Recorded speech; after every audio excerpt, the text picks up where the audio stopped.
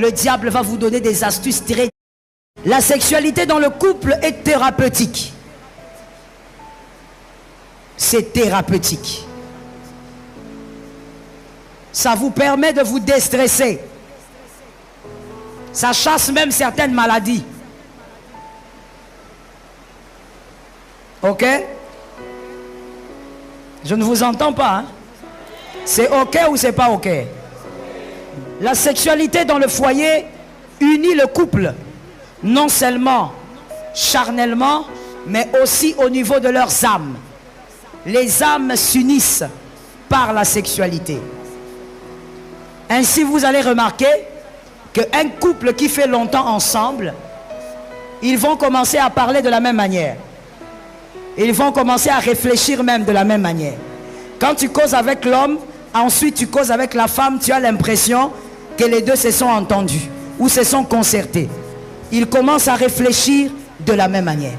La sexualité unit aussi les âmes.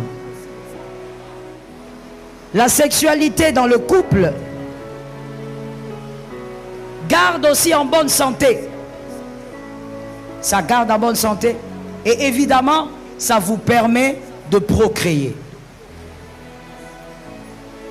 Mais n'oubliez pas que la sexualité dans un couple, c'est d'abord pour le plaisir du couple.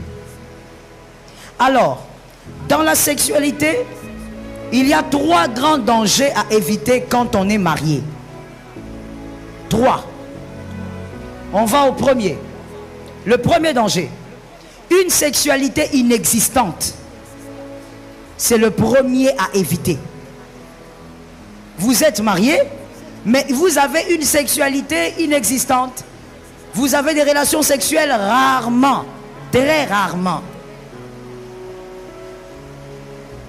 Lorsque vous commencez à naviguer de cette manière, vous ouvrez déjà la porte au diable. Le diable va se sentir à l'aise parce qu'il pourra manipuler soit l'homme, soit la femme.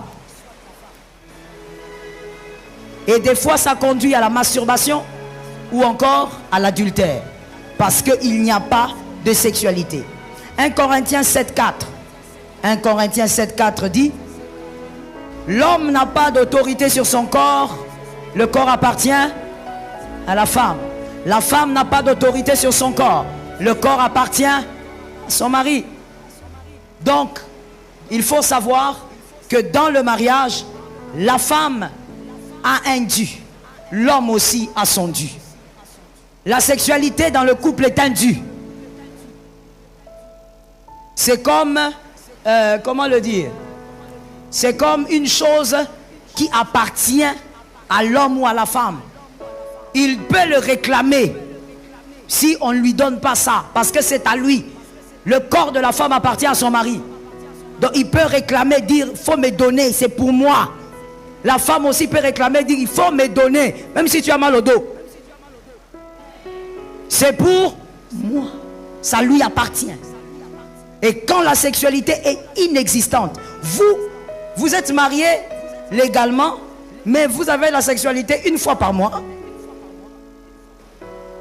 Des fois même 3 fois par mois.